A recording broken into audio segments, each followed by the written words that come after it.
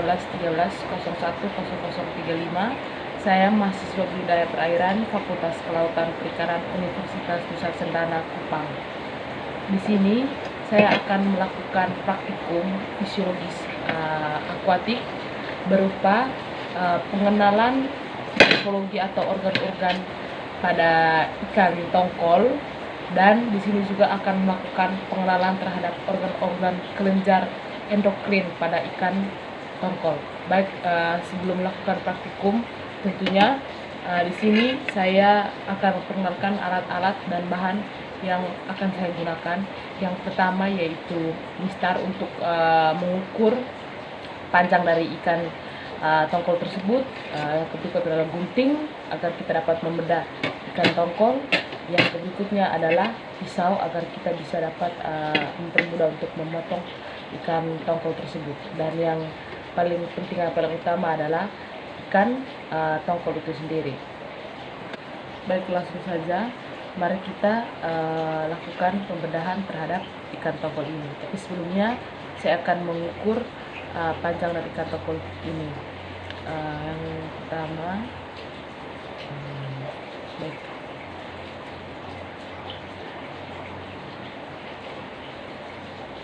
panjang dari ikan tongkol ini yaitu 24 cm.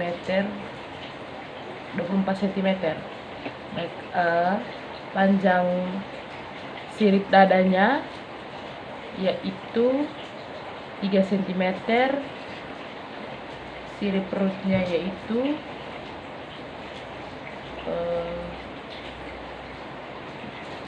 sama juga 3 cm. Baik, langsung saja.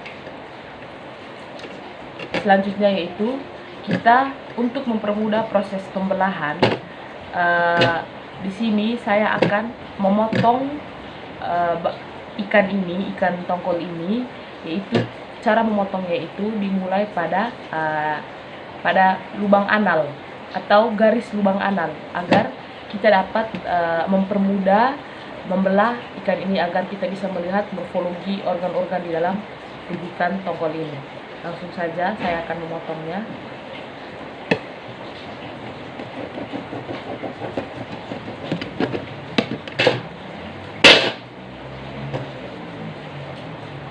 Baik, ini bagian daging dari ikan tongkol. Baik, saya akan membelah atau menggunting ikan pada bagian perut atau pada bagian bawah sini. Ini cara guntingnya dimulai dari bawah ujung dulu. Hati-hati, awas tangan kita terluka.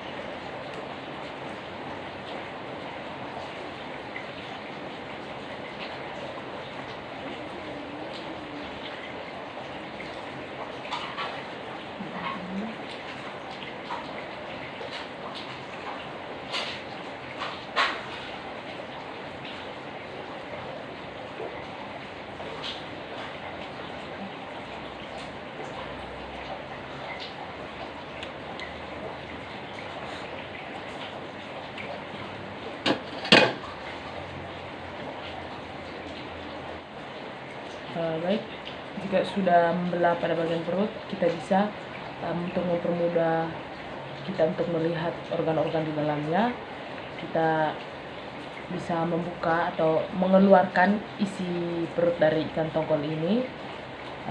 Dikeluarkannya secara hati-hati agar organ-organnya tidak hancur.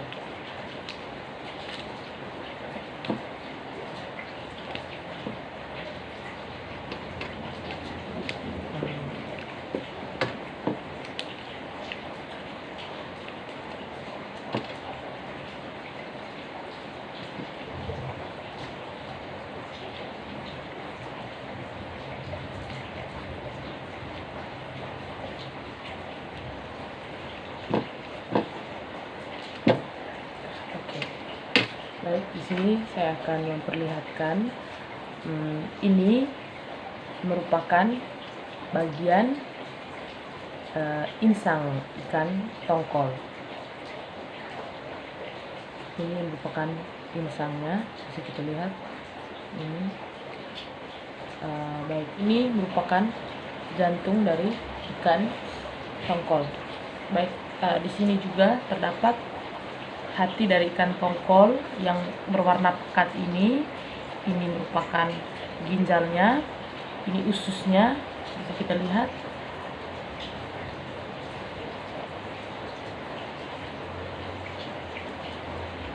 Dan ini lambung ikan tongkol.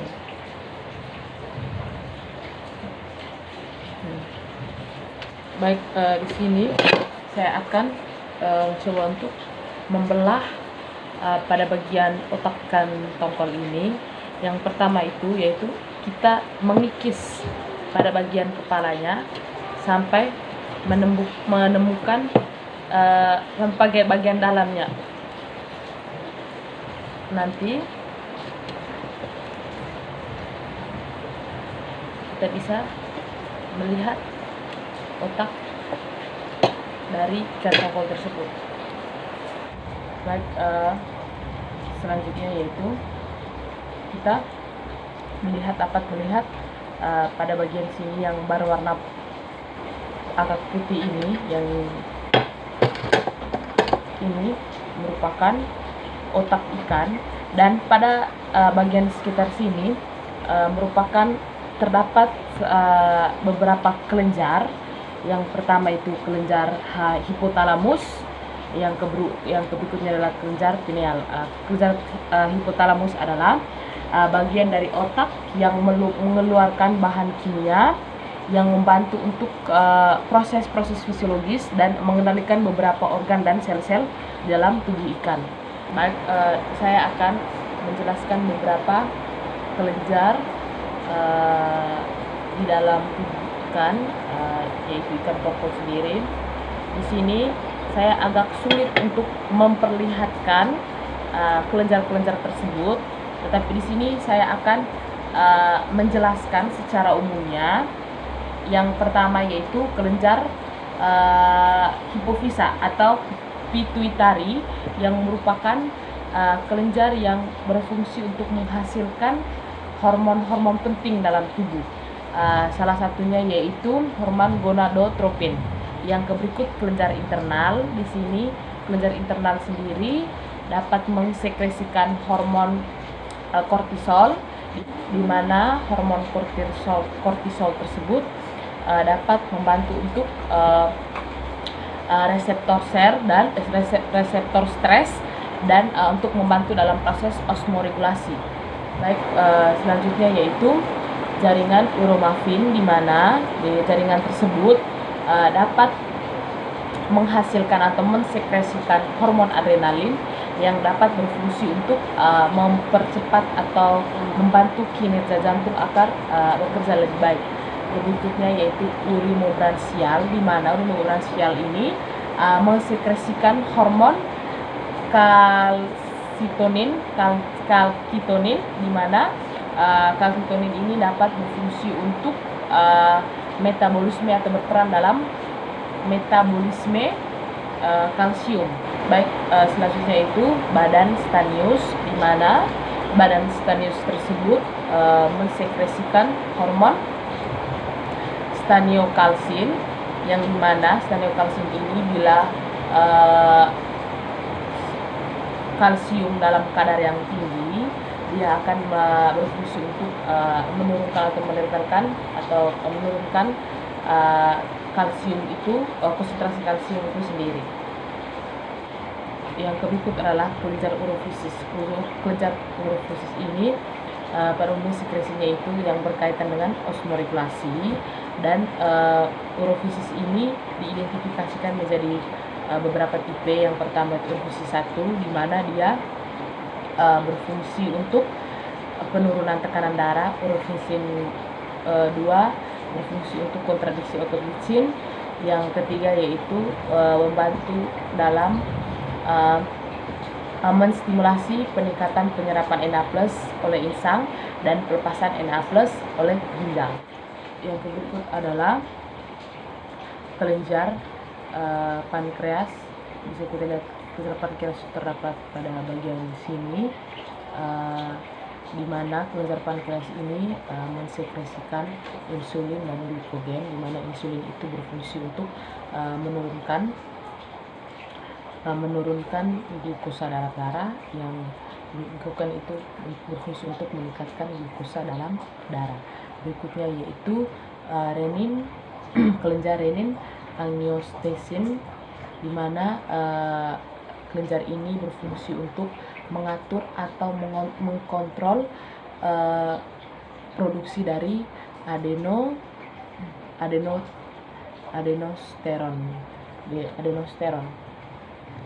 Baik, selanjutnya yaitu kelenjar tiroid.